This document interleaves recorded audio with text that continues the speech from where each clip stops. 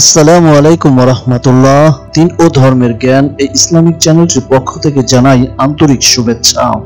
কোরবানি ইসলামী শরীয়তের একটি গুরুত্বপূর্ণ ইবাদত। রাসূলুল্লাহ সাল্লাল্লাহু আলাইহি ওয়াসাল্লাম হিজরতের পর প্রতি বছর কোরবানি করেছেন। তিনি কখনো কোরবানি পরিত্যাগ করেননি, বরং কোরবানি পরিত্যাগকারীদের উপর অভিসম্পাত করেছেন। হাদিস শরীফে ইরশাদ হয়েছে, যে ব্যক্তি সামর্থ্য থাকা সত্ত্বেও কোরবানি করল না, সে যেন আমার ঈদগাহে না আসে।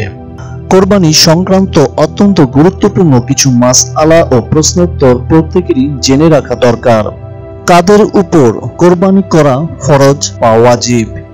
10ই জিলহজ ফজর থেকে 12ই জিলহজ সন্ধ্যা পর্যন্ত সময়ে যেসব প্রাপ্তবয়স্ক সুস্থ মস্তিষ্কের মুকিম ব্যক্তির কাছে নেশাব পরিমাণ সম্পদ থাকে, অর্থাৎ পানাহার, বাসস্থান, উপার্জনের উপকরণ ইত্যাদি ছাড়া অতিরিক্ত এ পরিমাণ সম্পদের মালিক হয়, যা 7.5 তোলা স্বর্ণ বা 52.5 তোলা রৌপ্যের সমপরিমাণ মূল্যের অঙ্ক, অর্থাৎ টাকার অঙ্কে আনুমানিক 50 থেকে 60 হাজার টাকা হয়, সেই ব্যক্তির উপর কোরবানি করা ওয়াজিব। তবে পাগল ব্যক্তির কাছে নেশাব পরিমাণ সম্পদ থাকলেও তার উপর কোরবানি ওয়াজিব হবে না। মুসাফিরের উপর কোরবানি করা ওয়াজিব নয়। মুসাফির ব্যক্তি কোরবানির দিনগুলো অতিবাহিত হওয়ার পর যদি বাড়ি ফিরে আসে, তাহলেও তার উপর কোরবানি কাজা করা লাগবে না। ফতোয়ায়ে কাজী খান: প্রত্যেক ব্যক্তির জন্য নিজের পক্ষ থেকে কোরবানি করা ওয়াজিব, তার স্ত্রী, ছেলে মেয়ে ও বাবা মায়ের পক্ষ থেকে কোরবানি করা ওয়াজিব নয়। যার উপর কোরবানি ওয়াজিব নয়, সে যদি কোরবানির নিয়তে পশু ক্রয় করে, তবে সে পশু কোরবানি করা তার উপর ওয়াজিব হয়ে যায়। যার উপর কোরবানি ওয়াজিব, সে যদি কোনো কারণবশত কোরবানি না করে, তাহলে কোরবানির দিনগুলো চলে যাওয়ার পর একটি বকরির মূল্য সদকা করা ওয়াজিব। কোরবানির নিয়তে পশু ক্রয় করে কোনো কারণে কোরবানি দেওয়া না হলে ওই পশু জীবিত সদকা করে দিতে হবে। ফতোয়ায়ে কাজী খান: মহান আল্লাহ পাক তিনি পুত পবিত্র, তিনি পবিত্রতা বা হালালকে পছন্দ করেন। জিলহজ মাসের 10, 11, 12 এই 3 দিন যাদের নিকট নিসাব পরিমাণ অর্থ, সম্পদ বা স্বর্ণালংকার থাকবে, তাদের উপর কুরবানি ওয়াজিব হবে। তবে অবশ্যই উক্ত নেসাব হালাল টাকার হতে হবে। হারাম পন্থায় উপার্জিত, যেমন সুদ, ঘুষ, দুর্নীতি, কালোবাজারি বা অন্য যে কোনো হারাম পন্থায় উপার্জিত সম্পদ যদি নেসাব পরিমাণও হয়, তবুও তার উপর কোরবানি ওয়াজিব হবে না, এবং সে টাকা দিয়ে কোরবানি করলেও তার কোরবানি হবে না। তাই যদি কেউ 50,000 টাকা দিয়ে একটি পশু কোরবানি দেয়, আর তাতে যদি একটি টাকাও হারাম থাকে, তাহলে পুরো কোরবানি বাতিল হয়ে যাবে। অনুরূপ 7 জনে মিলে কোরবানি দিল, তার মধ্যে একজনের টাকা যদি হারাম হয়, তাহলে বাকি 7 জনের কোরবানি বাতিল হয়ে যাবে। 2, 3, 5, 7 ইত্যাদি ভাগে কোরবানি দেয়া যাবে কিনা?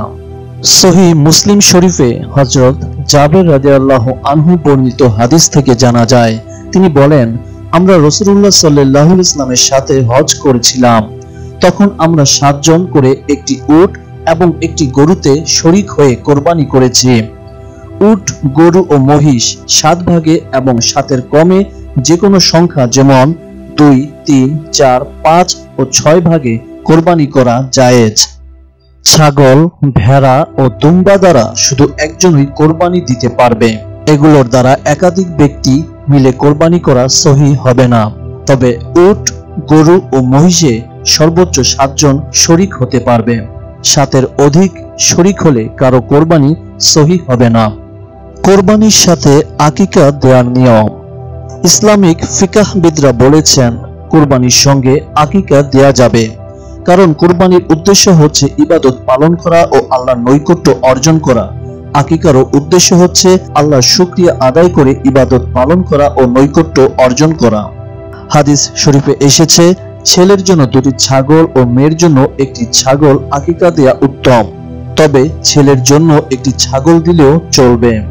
রাসূলুল্লাহ সাল্লাল্লাহু আলাইহি ওয়াসাল্লাম হযরত হাসান রাদিয়াল্লাহু আনহুর জন্য একটি ও হুসাইন রাদিয়াল্লাহু আনহুর জন্য একটি ছাগল দ্বারা আকিকা আদায় করেছেন। কুরবানির সঙ্গে আকিকা করলে মেয়ের জন্য 1 ভাগ ও ছেলের জন্য 2 ভাগ দেয়া উত্তম। তবে যদি কোনো সমস্যা থাকে, তাহলে ছেলের জন্য এক ভাগ দিলেও চলবে। সূত্র আবু দাউদ শরীফ, বাইহাকি শরীফ, ফতোয়ায়ে আলমগীরি, কিতাবুল ফাতোয়া। ধার করে বা ঋণ করে কোরবানি দেয়া যাবে কিনা? ঋণ করে কোরবানি করা জায়েজ যদি উক্ত ঋণ পরিশোধের ক্ষমতা থাকে। ঋণ পরিশোধ করে দিলে কোরবানির সময় ঋণগ্রস্ত ব্যক্তির নেশাব পরিমাণ সম্পদ না থাকলে ওই ঋণগ্রস্ত ব্যক্তির জন্য কোরবানি ওয়াজিব নয়। নেশাব পরিমাণ সম্পদ সারা বছর গচ্ছিত বা জমা থাকাও আবশ্যক নয়, বরং কোরবানির দিনগুলোতে যদি কারো কাছে ঋণ ও বাৎসরিক পারিবারিক খরচ মেটানোর পর অতিরিক্ত অর্থ থাকে তবে তার উপর কোরবানি দেওয়া ওয়াজিব। আর সম্পদের নেশাব হলো 7.5 ভরি তোলা স্বর্ণ এবং 52.5 ভরি তোলা রূপা। অর্থাৎ পরিবারের খরচ মেটানোর পর যদি জিলহজ মাসের 10, 11 ও 12 তারিখ নির্ধারিত পরিমাণ স্বর্ণ বা রূপা থাকে কিংবা নির্ধারিত পরিমাণ স্বর্ণ বা রূপার বাজার দর অনুযায়ী 50,000 থেকে 4 লাখ টাকা থাকে, ওই ব্যক্তির জন্য কোরবানি করা আবশ্যক, চাই সে ঋণগ্রস্ত হোক কিংবা না হোক। সওয়াবের নিয়তে পশু জবাইয়ের দ্বারা কোরবানির ওয়াজিব আদায় হয়ে যায়। আর কোরবানির মাংস বিতরণের ব্যাপারে ইসলামে কোনো বাধ্যবাধকতা নেই, তবে তা বিতরণে উৎসাহ দেয়া হয়েছে। রাসূলুল্লাহ সাল্লাল্লাহু আলাইহি ওয়াসাল্লাম ইরশাদ করেন, তোমরা কোরবানির মাংস খাও, জমা করে রাখো এবং গরিব অসহায়দেরকে দান করো। সহিহ মুসলিম। কিন্তু উত্তম হলো মাংস 3 ভাগে ভাগ করে এক অংশ আত্মীয়দের উপহার দেওয়া, এক অংশ গরিবদের দেওয়া এবং আরেক অংশ নিজেও পরিবার পরিজনের জন্য রাখা। আল্লাহ রাসূল সাল্লাল্লাহু আলাইহি ওয়াসাল্লাম এটি করতেন। মৃত ব্যক্তির নামে কোরবানি করা যাবে কিনা? মৃত ব্যক্তিদের জন্য কোরবানি করা জায়েজ ও একটি সওয়াবের কাজ। কোরবানি একটি সদকা, আর মৃত ব্যক্তির নামে যেমন সদকা করা যায় তেমনি তার নামে কোরবানিও দেয়া যায়। আয়েশা রাদিয়াল্লাহু আনহু থেকে বর্ণিত, এক ব্যক্তি রাসূলুল্লাহ সাল্লাল্লাহু আলাইহি ওয়াসাল্লামের কাছে এসে জিজ্ঞাসা করলো, হে আল্লাহর রাসূল, আমার মা হঠাৎ ইন্তেকাল করেছেন, কোনো ওসিয়ত করে যেতে পারেননি। আমার মনে হয় তিনি কোনো কথা বলতে পারলে ওসিয়ত করে যেতেন। আমি যদি এখন তার পক্ষ থেকে সদকা করি তাতে কি তার সওয়াব হবে? তিনি উত্তর দিলেন, হ্যাঁ। সূত্র সহিহ বুখারী। তাই মৃত ব্যক্তির জন্য এ ধরনের সদকা করা, কোরবানি করা ও কল্যাণমূলক কাজের যেমন যথেষ্ট প্রয়োজন তেমনি তার জন্য উপকারী। হাদিস শরীফে এসেছে, আয়েশা রাদিয়াল্লাহু আনহা ও হযরত আবু হুরায়রা রাদিয়াল্লাহু আনহু থেকে বর্ণিত, রাসূলুল্লাহ সাল্লাল্লাহু আলাইহি ওয়াসাল্লাম যখন কোরবানি দিতে ইচ্ছা করলেন তখন 2টো দুম্বা ক্রয় করলেন, যা ছিল বড় হৃষ্টপুষ্ট, শিংওয়ালা, সাদা কালো বর্ণের এবং খাসি। তিনি একটি তার ওই সকল উম্মতদের জন্য কোরবানি করলেন যারা আল্লাহর একত্ববাদ ও তার রাসূলের রিসালাতের সাক্ষ্য দিয়েছে, অন্যটি তার নিজের ও পরিবারবর্গের জন্য কোরবানি করেছেন। সূত্র ইবনে মাজাহ। মৃতের পক্ষ থেকে কোরবানি করা জায়েজ। মৃত ব্যক্তি যদি ওসিয়ত না করে থাকে তবে সেটি নফল কোরবানি হিসেবে গণ্য হবে। কোরবানির স্বাভাবিক গোশতের মতো তা নিজেরাও খেতে পারবে এবং আত্মীয় স্বজনকেও দিতে পারবে। আর যদি মৃত ব্যক্তি কোরবানির ওসিয়ত করে গিয়ে থাকে তবে এর গোশত নিজেরা খেতে পারবে না, গরিব মিসকিনদের মাঝে সদকা করে দিতে হবে। সূত্র মুসনাদে আহমদ। অনেক জায়গায় কোরবানির পশু জবাইয়ের সময় কোরবানি দাতার নাম পড়ে শোনানো হয়। জবাইয়ের সময় কোরবানি দাতার নাম বলার উদ্দেশ্য হচ্ছে কোরবানিটি যার পক্ষ থেকে করা হচ্ছে তার নাম পরিষ্কার ও নির্দিষ্ট করে দেয়া। এভাবে নাম বলা ছাড়াও যদি জবাইকারী কোরবানি দাতাদের পক্ষ থেকে কোরবানি করার নিয়ত রাখেন তাহলেও কোরবানি হয়ে যাবে। আবার নাম উল্লেখ করে করলেও সমস্যা নেই, বরং নাম উল্লেখ করে বললে বিষয়টি পরিষ্কার এবং সুন্দর দেখায়। কোরবানি একটি গুরুত্বপূর্ণ ইবাদত। সামর্থ্যবান প্রত্যেক পুরুষ ও মহিলার উপর কোরবানি ওয়াজিব। এটি ইসলামের মৌলিক ইবাদতের অন্তর্ভুক্ত।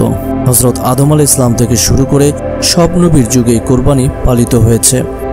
এটি সাইয়ারে ইসলাম তথা ইসলামের প্রতীকী বিধানাবলীর অন্তর্ভুক্ত, সুতরাং এর মাধ্যমে সাইয়ারে ইসলামের বহিঃপ্রকাশ ঘটে। এছাড়া গরিব, দুঃখী ও পাড়া প্রতিবেশীর আপ্যায়নের ব্যবস্থাও হয়। আল্লাহ ও তার রাসূলের শর্তহীন আনুগত্য, ত্যাগ ও বিসর্জনের শিক্ষাও রয়েছে কোরবানিতে। তাই কোরবানি শুধু লোক দেখানোর উদ্দেশ্য নয়, বরং গরিব, দুঃখী, পাড়া প্রতিবেশী, আত্মীয় স্বজনদের মাঝে বিতরণ এবং আল্লাহ ও তার রাসূলের সন্তুষ্টির জন্য হওয়া উচিত।